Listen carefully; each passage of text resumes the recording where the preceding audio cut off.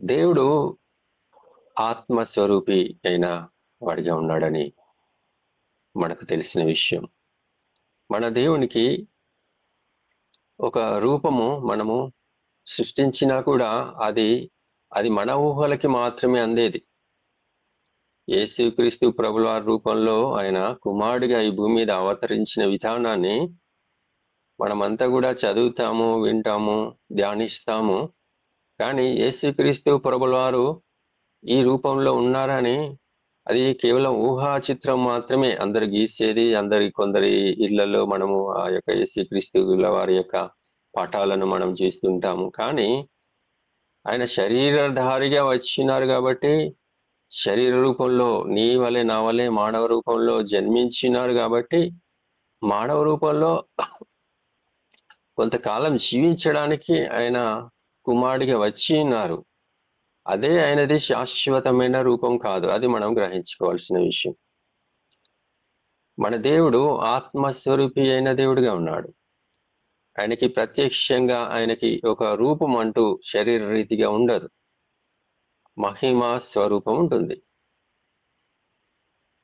మనం కూడా ఎత్తబడిన తరువాత మహిమా స్వరూపంలోకి వెళ్తాం. ప్రియులారా, మానవుడికి ఆత్మ ఉంటుంది. మానవుడికి ఆత్మ స్వరూపము అది మహిమా స్వరూపంగా మార్చబడుతుంది. ఈ లోకంలో మనం జీవించినంత కాలము శరీరంలో ఉన్నాం కాబట్టి, శరీరం అనేది మన యొక్క ఆత్మకి ధరించబడిన ఒక పైభాగం అని మనము గ్రహించుకోవాల్సిన విషయం. ఏదేమైనా ఈరోజు వాక్య భాగంలో మనం చూస్తున్నాము, మన దేవుడు ఆత్మస్వరూపి అయినాడు. అంటే ఆయనకి ఏ స్వరూపము ఉందంటే ఆత్మస్వరూపము. అయితే ఆ ఆత్మస్వరూపం యొక్క అర్థాన్ని కింద ఏం చూపిస్తున్నాడంటే ప్రేమ అయి ఉన్నాడు. అంటే మన దేవుడికి ఒక రూపం మనము ఇవ్వాలనుకుంటే అది ప్రేమ. మనము మన యొక్క బంధుమిత్రులు, రక్త సంబంధికులు, వాళ్ళని గురించి వీళ్ళని గురించి మాట్లాడుకున్నప్పుడు మనం చాలా పోలికలు పోల్చుతుంటాం. చాలా రూపాలని పోల్చుతుంటాం. పోలికలు చూస్తుంటాం మనం.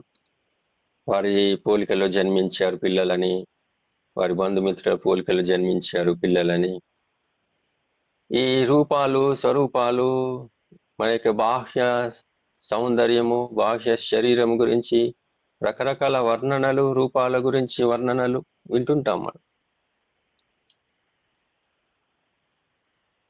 అయితే మన దేవుడికి ఒక రూపం ఇవ్వాలనుకుంటే ఆ రూపానికి ప్రతిరూపం ఏంటంటే ప్రేమ. ఆయన మనల్ని ప్రేమించినారు కాబట్టే ఈ భూమి మీద మానవ రీతిగా జన్మింపజేసినారు. మనకి చక్కగా చేతులు, కాళ్ళు, తల, కళ్ళు, చెవులు, నోరు, గాలి ఊపిరి పీల్చుకోవడానికి ముక్కు, మాట్లాడడానికి నాలిక, శరీరం పనిచేయడానికి గుండె, ఇతర అన్ని అవయవాలు, నిరంతర ప్రక్రియ చేసే అనేకమైన అవయవాల స్వరూపాన్ని మన ప్రభు మనకి ఇచ్చినారు ప్రియులరా. అందులో ఆయన యొక్క ప్రేమ ఉంది. దేవుడు మొదటి మానవుణ్ణి సృష్టించినప్పుడు ఆయన ఏమన్నారంటే మన స్వరూపంలో మానవుణ్ణి చేద్దామని అన్నారు. ఆయన స్వరూపంలో మానవుణ్ణి చేశారు. ఆయన స్వరూపం ఏంటి? ఆత్మ స్వరూపం. ఆత్మ స్వరూపం ద్వారా ఆయన చేసిన రూపం ఏంటంటే ఆత్మనే తయారు చేశారు ఆయన. ఆ ఆత్మకి బాహ్య రూపం ఒకటి శరీరాన్ని మనకి అనుగ్రహించినారు ప్రియులారా. ఆయన ఏమన్నాడు? మన స్వరూపంలో మానవుని చేద్దామన్నాడు. అదేవిధంగా ఆయన ఆత్మస్వరూపై ఉన్నాడు, మనకి ఆత్మని ఇచ్చినారు. అంటే ఆయన రూపాన్ని మనం కలిగి ఉన్నాం. ఒకవేళ దేవుడు ఆత్మస్వరూపి అయిన దేవుడికి ఒక మనం రూపం ఇవ్వాలనుకుంటే ఆయన ప్రేమ అనే చూస్తున్నాం కదా.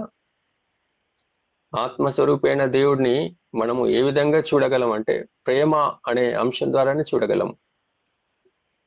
ఆయన నిన్ను నన్ను ప్రేమించి ఉన్నాడు కాబట్టే ఈ భూమి మీద మానవ రీతిగా వచ్చి ఉన్నారు. నీ కొరకు నా కొరకు తగ్గించుకుని ఉన్నారు. నీ పాపాన్ని నా పాపాన్ని భరించినారు. ఆ సిలువలో అనేకమైన హింసలు, నరకయాతన అనుభవించినారు. మన కొరకు ఆయన మరణించినారు. అందులో ఆయన యొక్క ప్రేమ ఉంది ప్రియులారా. అనేక సందర్భాల్లో మనము తప్పిదాలు చేసినప్పుడు, ఆయనని ఆయాస పెట్టినప్పుడు, ఆయనకి దూరమైన జీవితం జీవించినప్పుడు, మరలా మరలా ఆయనకి సిలువకు అప్పగించిన స్థితిలో, హింసించే స్థితిలో మన యొక్క జీవితం ఉన్నప్పుడు, తిరిగి మనల్ని హక్కున చేర్చుకుంటూ, క్షమిస్తూ, సరిచేస్తూ ముందుకు నడిపిస్తున్నాడు మన ప్రభు. అందులో ఆయన యొక్క ప్రేమ ఉంది. నిన్ను నన్ను వెతికి రక్షించి ఉన్నారు ఆయన. అందులో ఆయన యొక్క ప్రేమ ఉంది. నీ కొరకు, నా కొరకు ఆయన నిరంతరము విజ్ఞాపన ప్రార్థన చేస్తున్న దేవుడు ఉన్నాడు. అందులో ఆయనకు ప్రేమ ఉంది ప్రియులారా. అంటే దేవుడిని మనము ఏ మూలలో చూసినా కూడా, ఏ ప్రక్కలు చూసినా కూడా ప్రేమ అనే ప్రత్యక్షత మనకి కనిపిస్తుంటుంది. ప్రేమ అనే స్వరూపం మనకి కనిపిస్తుంటుంది ప్రియులారా. అయితే ఇక్కడ చూస్తున్నాం 15వ వచనంలో, యేసు దేవుని కుమారుడని ఎవడు ఒప్పుకొనునో వానిలో దేవుడు నిలిచినాడు, వాడు దేవుని యందున్నాడు. అంటే ఒకరిలో ఒకరు, ఒకరితో ఒకరు. అది ఎప్పుడు జరుగుతుంది? ఎవరైతే యేసుక్రీస్తు ప్రభుల వారు దేవుని కుమారుడని ఒప్పుకుంటారో వారిలో దేవుడు నిలిచి ఉంటాడంట. ఈ యొక్క ఉదయకాల సమయంలో వివిధ ప్రాంతాల నుండి పాల్గొనుచున్న మనము యేసుక్రీస్తు ప్రభుల వారిని స్వంత రక్షకుడిగా ఒప్పుకొని ఉన్నాము, అంగీకరించి ఉన్నాం. ఇంకా ఎవరైనా ఒప్పుకొనని వారుంటే, అంగీకరించని వారుంటే కూడా ఇది సరియైన సమయం, ఈ యొక్క ఉదయకాల సమయం ఒక మంచి నిర్ణయం తీసుకోవడానికి. అయితే ప్రియులారా, మనము ఆయన దేవుని కుమారుడని ఒప్పుకొని ఉన్నాము. ఒప్పుకొని ఉన్న మనము, మనలో ఎవరున్నారు? దేవుడు నిలిచి ఉన్నాడు. మన దేవుడు ఏమై ఉన్నారు? ప్రేమయ్య ఉన్నారు.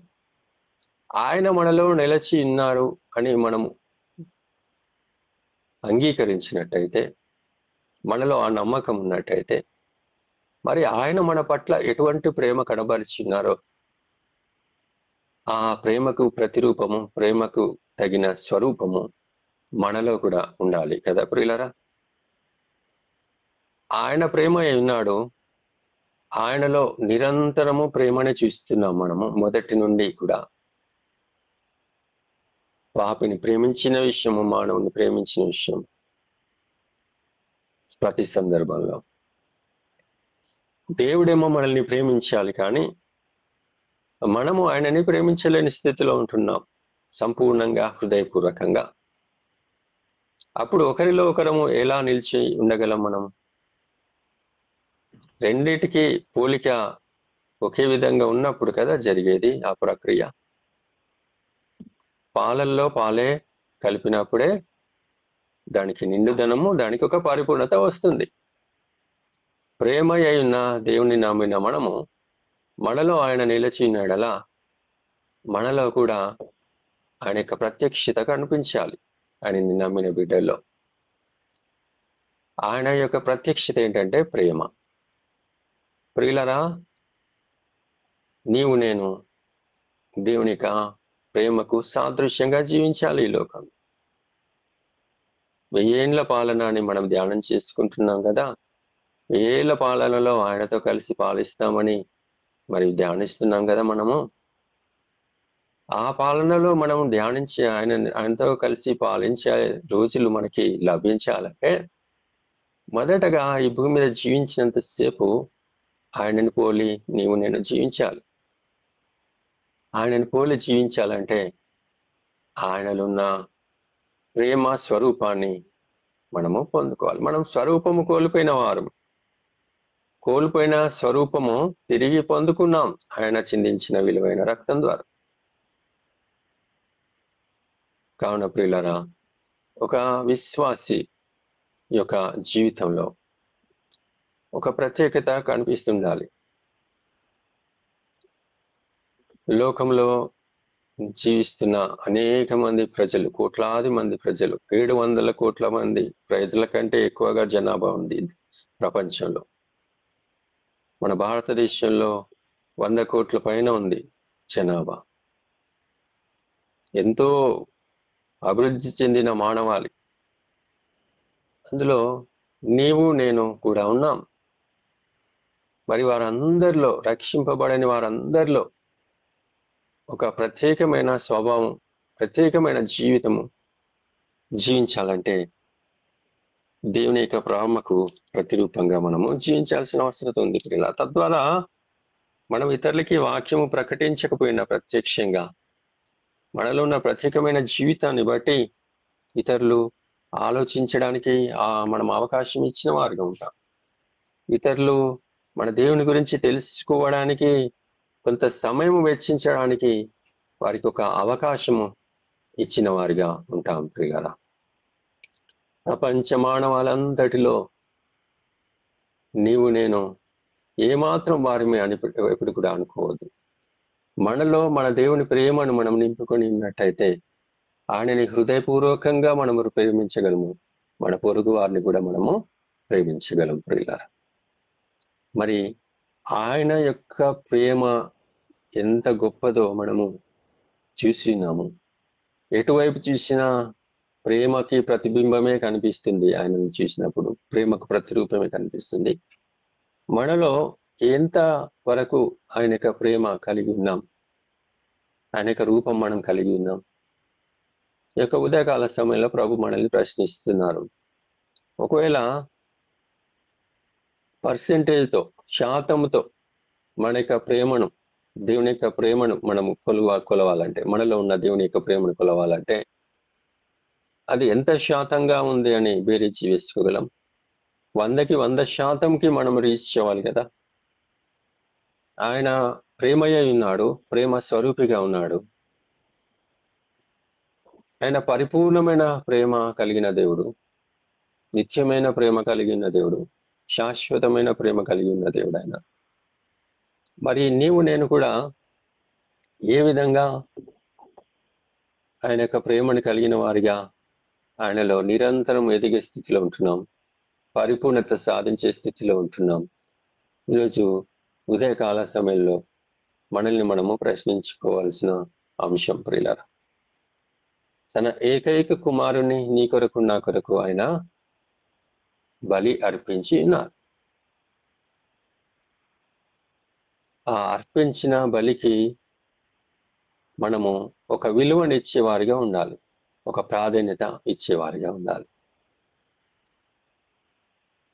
ఈరోజు మనల్ని మనము పరీక్షించుకుందాం. ఉదయకాల సమయంలో ఎంతవరకు కొన్ని పరిస్థితుల్ని కలిగి ఉన్నప్పుడు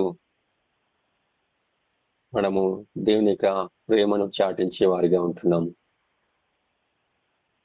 గమనించుకుందాం ప్రియులారా. ఎంతవరకు కొన్ని పరిస్థితులు ఎదురైనప్పుడు ఓపిక సహనాన్ని ప్రదర్శించే వారిగా ఉంటున్నాం పరీక్షించుకుందాం. ఆయనలో ఉన్న ప్రేమ స్వరూపాన్ని పరిపూర్ణంగా మనలో కలిగి ఉండడానికి ఈ రోజు నుండి ఒక మంచి నిర్ణయం తీసుకుందాం ప్రియులారా. అంతేకాకుండా యేసు దేవుని కుమారుడని ఎవడు ఒప్పుకొనునో వానిలో దేవుడు నిలిచిన్నాడు అని వాక్యం సెలవిస్తుంది కదా. కాబట్టి ఈ యొక్క ఉదయకాల సమయంలో ప్రత్యక్షంగా పాల్గొనొచ్చిన వారిలో ఇంకా యేసుక్రీస్తు ప్రభుల వారిని సొంత రక్షకుడిగా అంగీకరించని వారుంటే ఆయనను దేవుని కుమారుడని మీ యొక్క హృదయంలో ఒప్పుకోండి. ఆయన నా కొరకు ఈ లోకానికి వచ్చి ఉన్నారు, నా కొరకు మరణించినారు, నా కొరకు మరణాన్ని జయించి పరలోక రాజ్యానికి మార్గము చూపించి ఉన్నారు అని ఆయనని సొంత రక్షకుడిగా అంగీకరించండి.